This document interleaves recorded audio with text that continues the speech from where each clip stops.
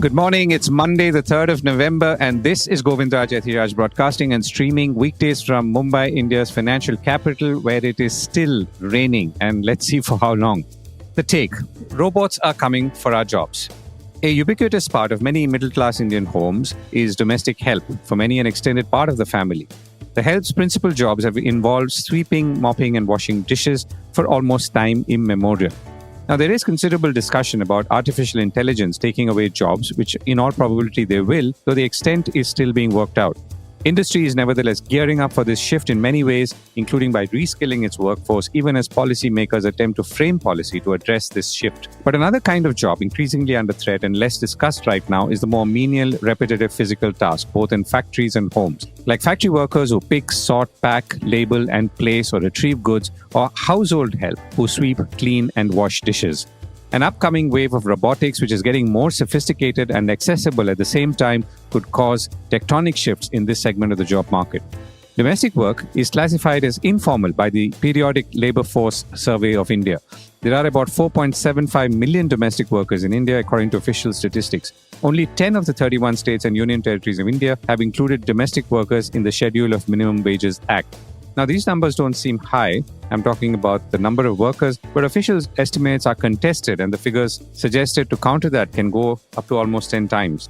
On the other hand, data from the annual survey of industries put together by portal Data for India says around 200,000 plus operational factories of India employed about 18.5 million people as of 2023. Now, this represents about 30% of the manufacturing workforce and about 3% of India's workforce as a whole. Now, these are people who are directly part of the manufacturing process and thus, in my understanding, stand to be affected. But this is already happening and has been happening for some time. Visit any modern car plant in India and you will see robots having taken over many tasks done by human hand even a few years ago. And this goes beyond the other definitions I used earlier, which is activities like packing, sorting, and labeling.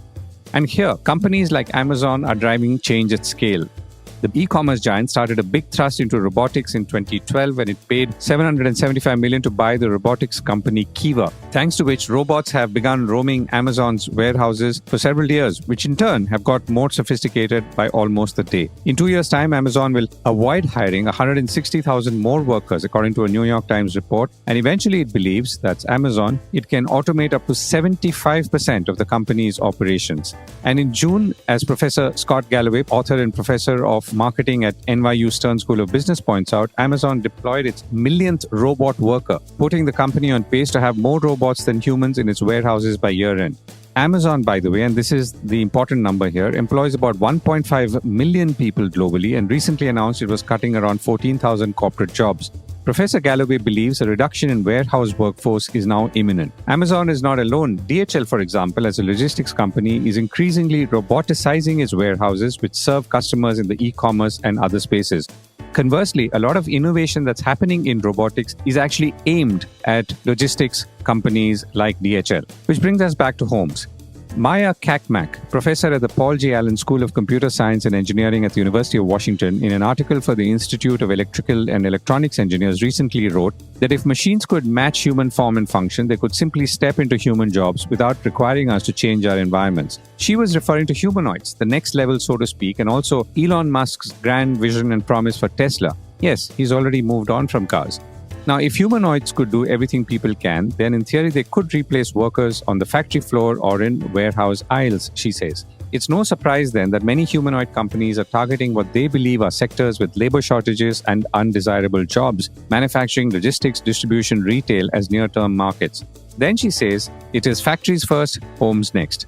A subset of humanoid companies are seeing homes as the next frontier. There are several examples and prototypes floating around. Some companies, she says, claim humanoids will revolutionize assisting individuals in the home and caring for the elderly, and in cases vacuuming, serving tea, wiping windows and tables, and carrying laundry and grocery bags.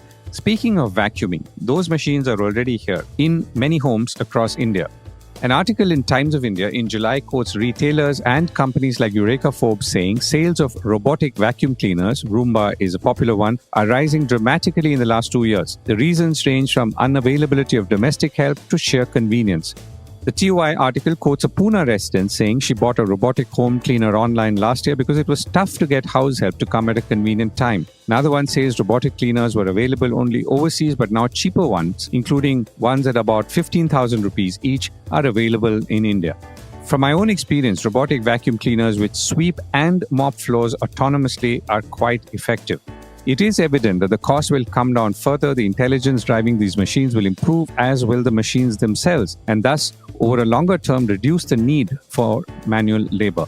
So while humanoids, in the way we see them perhaps in films, are still some time away, robots are already taking over individual components of our physical work, like that robotic vacuum cleaner or robotic lawn mowers in countries like the United States where homes have large lawns. Now, dishwashers and washing machines are not exactly robots, but they also reduce a level of labor for most households right now in India. But between factories and homes, robots will undoubtedly start taking away jobs or potential jobs in countries like India. Well, one way to look at it is that this forces labor to seek more value-added jobs, which is of course feasible, possible, and desirable. But the transition is not that simple in a country like India. Between robots and AI, there are massive challenges on the horizon, something that we are not fully prepared for or are in a position to even respond right now. But thinking about robots and their impact on the physical workforce is a good place to start. And that brings us to the top stories of the day. October was a good month for the markets. Will November follow? Election time again. What's at stake in Bihar elections, which kick off this week? Ford is back in India, but to manufacture and export, a welcome move. India was not on the table during Donald Trump's Southeast Asia visit last week. What are the implications?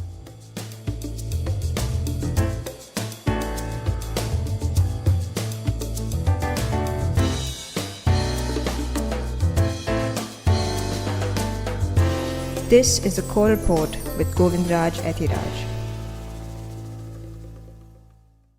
October, a good month. India's benchmark indices saw their biggest monthly gains in 7 months in October thanks to better than expected corporate earnings and foreign investors who've returned for now, buying about $2 billion or less than $2 billion of stock. The Nifty 50 and Sensex gained about 4.5% and 4.6% in October, settling about 2%, or rather between 2 and 2.4% below their all-time highs reached in September 2024. As you know, we've been talking about the prospect or the likelihood of when we could see record highs once again. On Friday, the Nifty 50 was down to about 25,722 and the Sensex was also down to about 83,938. Reuters quoted the Securities and Exchange Board of India saying on Thursday that bank stock indices linked to derivatives contracts will be restructured in a phased manner by March 2026, which is estimated to lead to some outflows, about 300 million from HDFC Bank, 190 million from ICICI Bank, which matters because they're the two heaviest weighted stocks in the major indices. And Wall Street, of course, is having a party. Friday marked the end of a strong week and month for Wall Street. The S&P 500 gained 0.7% last week. The Nasdaq and Dow climbed 2.2% and 0.8%. And interestingly, says CNBC, October, which has experienced some of the largest one-day losses in stock market history, saw the S&P 500 climb 2.3%. Nasdaq was up 4.7% and Dow about 2.5%. The Dow posted its sixth positive month in a row for the first time since 2018, says CNBC. And global markets, particularly the US, are thus looking quite strong. And remember, there is also a truce on the US-China trade war, and more on that and its India implications coming up later in the show. Now, India, of course, is unlikely to see any immediate change on the trade front. At least there are no indicators to that effect. And most of that impact has also been priced into stock prices, though there will be a larger impact, as we've discussed, on some industries, particularly labor-intensive ones, and the jobs there. So if FIIs step up buying into this month, that's the foreign institutional investors, and the markets could rise further and cross last year's peaks earlier. Remember, it's still initial public offer or IPO season, which is sucking out billions of dollars and tens of thousands of crores of liquidity, and some of the companies are not necessarily with the best of financials. Elsewhere, Ford Motor has said that it will invest about $370 million in India to make new engines, according to a report in Bloomberg over the weekend. Ford will thus retool and restart its factory in Tamil Nadu near Chennai, which it had shut a few years ago when it exited India. All of this, of course, augurs well for the India manufacturing story. Ford, which is headquartered out of Michigan in the United States, first set up manufacturing near Chennai in 1995 and added a second plant in Sanand in Gujarat in 2015, which it subsequently sold to Tata Motors. And before we continue, join us for the third edition of our partners Algorand India Summit on December 6th and 7th, 2025 at ITC Gardenia Hotel, Bangalore. Registration link in the show notes. And let's get back to the show. Tax revenues moderate.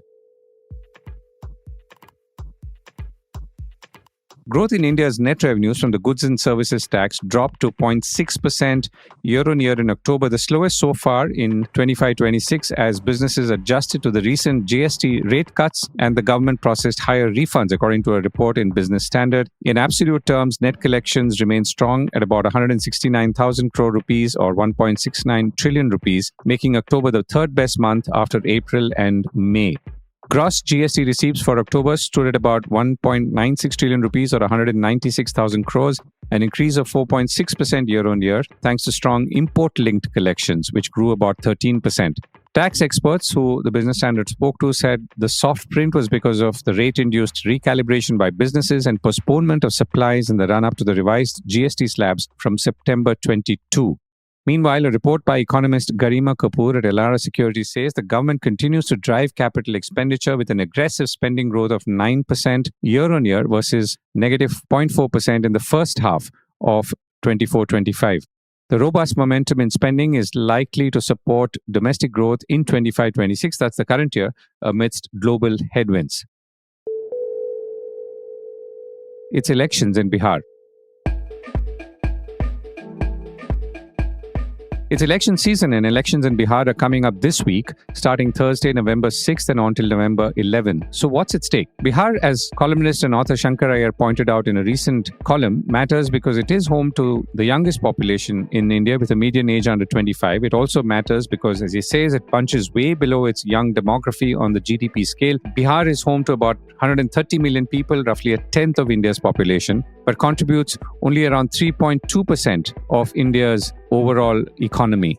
The state's gap in per capita annual income from the top-ranked Karnataka, which is at about 3.8 lakh rupees, and India's national average is about 2.3 lakh rupees, is revealing. He says Bihar's per capita income is only at about 66,828 rupees, which is less than a sixth of Karnataka and a fourth of the national average.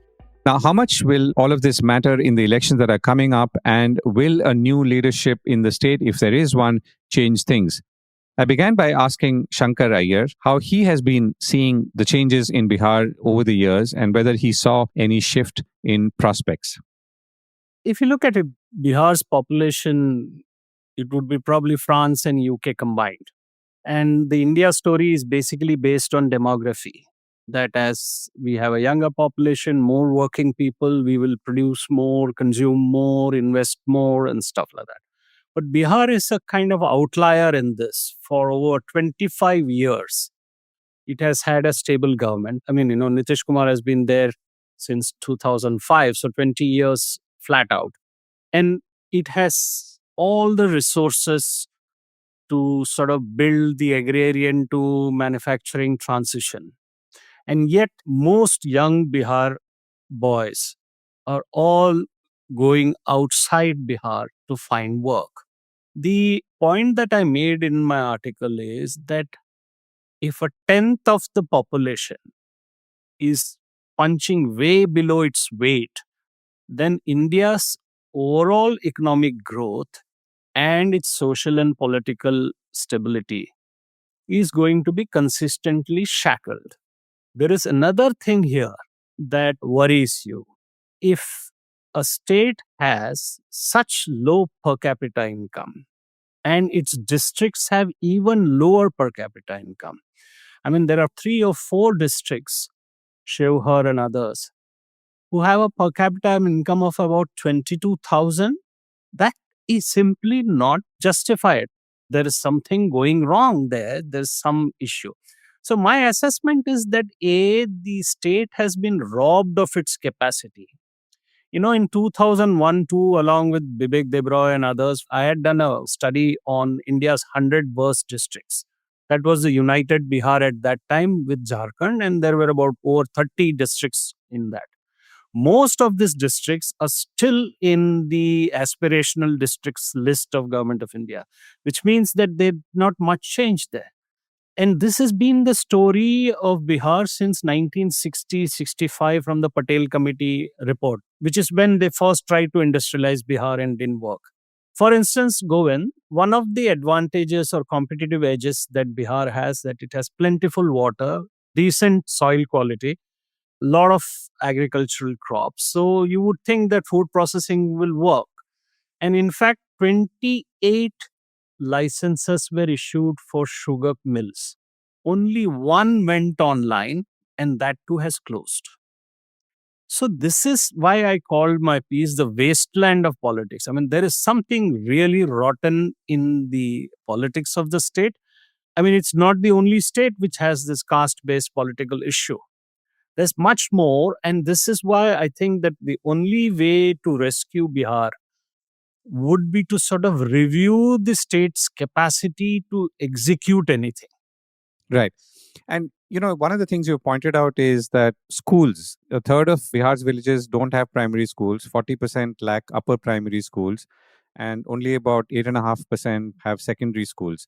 Now, if you were to use the illustration of Bihar and maybe extrapolate it to a national level, is education or the lack of access to education one of the causes? And really, what does this mean from a larger economic development standpoint as well?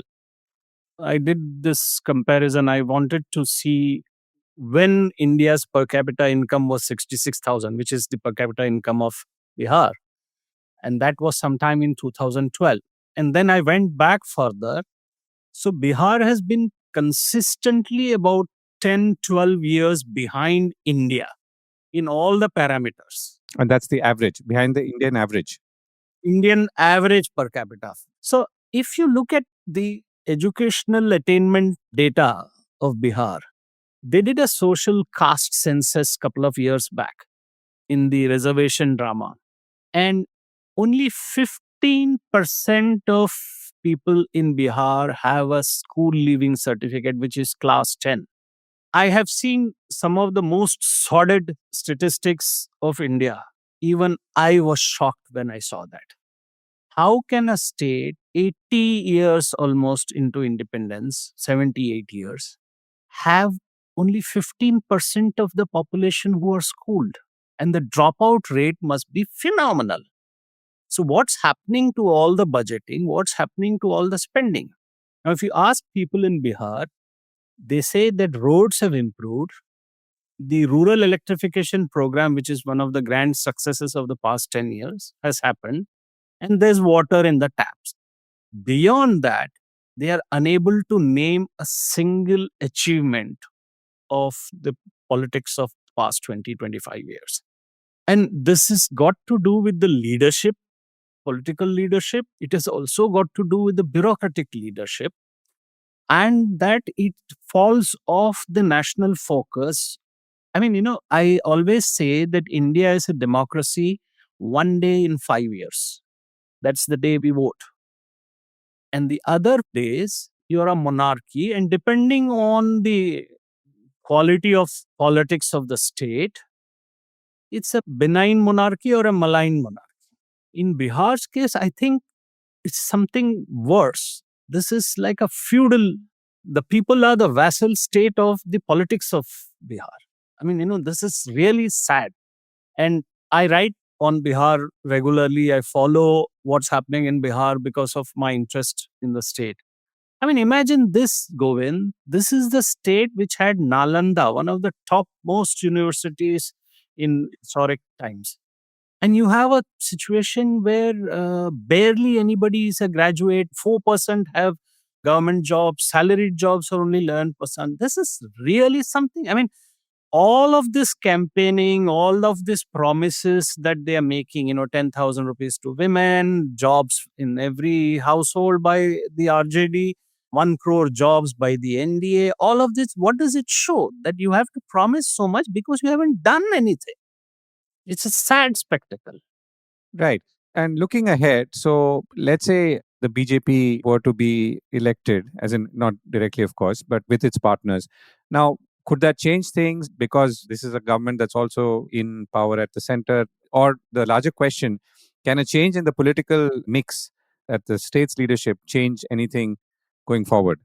We hope that it changes for the sake of India and for the sake of Bihar. I say for the sake of India because everything that Bihar represents is the problem that India faces. And Bihar is not an island or a republic. It will face all the disruptions of climate, technology, demography, all the issues will visit it.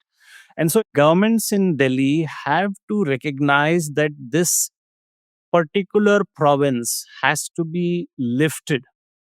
The problem is that this whole double engine government, I mean, for the last 10 years, they've had, barring 18 months in between, they've had coordination, the center and state. I don't think it's the connect there. I think there is a genuine lack of review, genuine study on what is the state of the capacity. If you are unable to provide schooling, that means there is something wrong. I mean, because India's sort of finally edged towards the target of GDP spend on education. So we are spending a lot of money. Other states have improved. Kerala is 100% literacy. Okay, fine. The other states are 70, 78, 80%.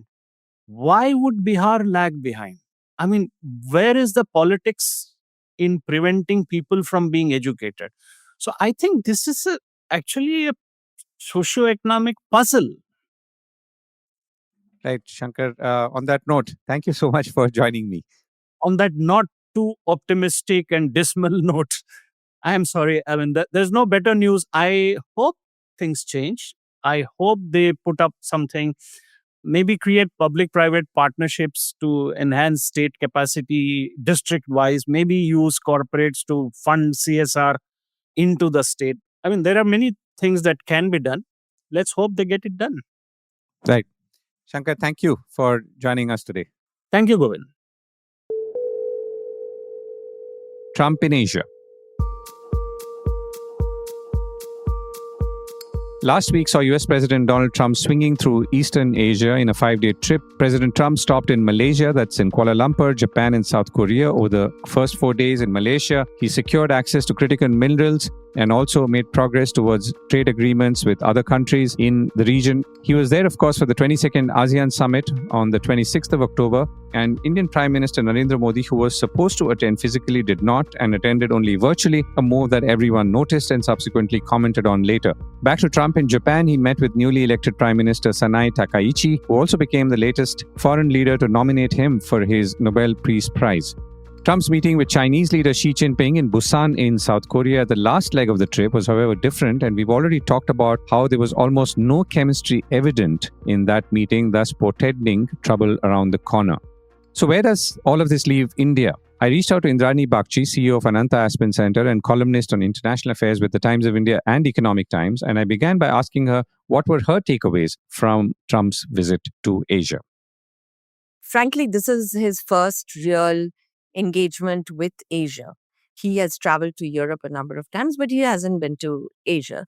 And normally the East Asia Summit is something that the US presidents sort of pass by. The main reason that he was here was not really to engage the Southeast Asian nations. He was there to sign a deal with, I think, Malaysia, but mainly to say hello to the new Japanese Prime Minister Sanai Takaichi and to meet Xi Jinping in Korea on the sidelines of the APEC summit. The APEC summit itself, he abandoned because after his meeting with Xi Jinping, he just left, leaving the entire Asia Pacific stage, so to speak. And that was interesting, particularly from the Chinese point of view. I think it was definitely a win. The Trump-Xi summit, viewers watching it, looking at the takeaways, Xi Jinping came away with a lot more than Trump did. And in a previous such meeting between Barack Obama and then it was Hu Jintao, it was his first visit to Beijing. Barack Obama took a lot of criticism for literally bowing to the Chinese president. But Trump, who, for want of a better word, fawned over the Chinese president. And you could see that slight condescension, disinterest in the Chinese president's face. But it's not like they came away with too much. They just got a moratorium, so to speak, for a year on rare earth magnet exports. China agreed to buy some soybeans, did not agree to buy everything, agreed to buy some soybeans. The US agreed to put on hold the reciprocal tariffs. You've seen all of that. What did we gain or lose in this entire exercise? The Prime Minister had been invited to APEC. He had declined it then. There's been a lot of questions about why Prime Minister didn't go to Kuala Lumpur. And he was supposed to go to Kuala Lumpur. The problem, I think, from the government's point of view was that the US president was going to make it a performative affair, where his normal way of sort of putting down others and making sweeping statements. So Prime Minister Modi would have been like a prop on that performative stage. And Modi doesn't want to do that. At least in Indian politics, he would have a hard time explaining why Trump could have told him in public, oh, 7 of your jets went down to the Pakistanis. And as it was, Asim Munir came in for so much praise, it would have been difficult. Having said that, we might want to rethink whether we would let Pakistan take a veto on whether we want to be at a particular international multilateral event or not. What else did we lose? We are now officially the highest tariff nation in the world by America. Because after the sort of tactical truce that the US and China achieved, China's tariffs have come down to about 47%. We are at 50%, along with Brazil. And that's a question that Indians, and certainly the government is asking the US, that you wanted to punish India for buying Russian oil. A, China buys more, but B, having put sweeping sanctions on Russian oil companies, which apply globally, singling out India for tariffs, for 25% tariffs, actually makes no sense. But nobody has removed those tariffs. And as a matter of fact, if you look at it, Germany, for instance, asked for and received a letter of comfort from the US president to say that all the oil that Germany buys from a Rosneft subsidiary in Germany would not come under sanctions. However, this Rosneft subsidiary in India is under sanctions. So that is basically status quo. Then there's no change. So therefore, the next logical question is really, what is then the status of the US-India bilateral trade agreement negotiations, for which have now been on for more than 6 months? They have not moved substantially since July. India is still where it was. India believes that we've given a very good offer to the US. The US keeps wanting more. Negotiators have told me that every time it seemed like they've achieved agreement on a certain point, the US makes that a floor for its secondary demand.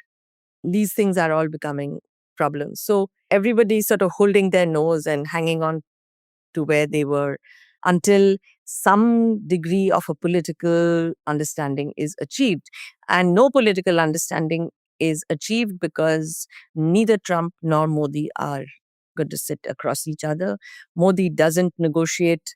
No Indian prime minister actually negotiates at that level. If you notice, even the Chinese president doesn't do that. But something will have to give at this point. So I think everybody's sort of waiting. Right, Indrani. Thank you so much for joining me.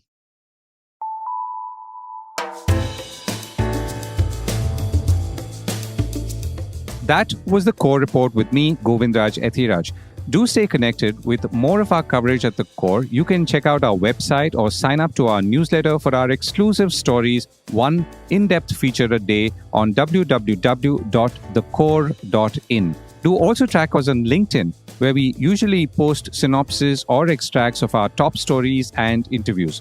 We would love your feedback on how we can make business more interesting and relevant, including, of course, India's vibrant manufacturing sector. So write to us at feedback@thecore.in, and thank you once again for listening.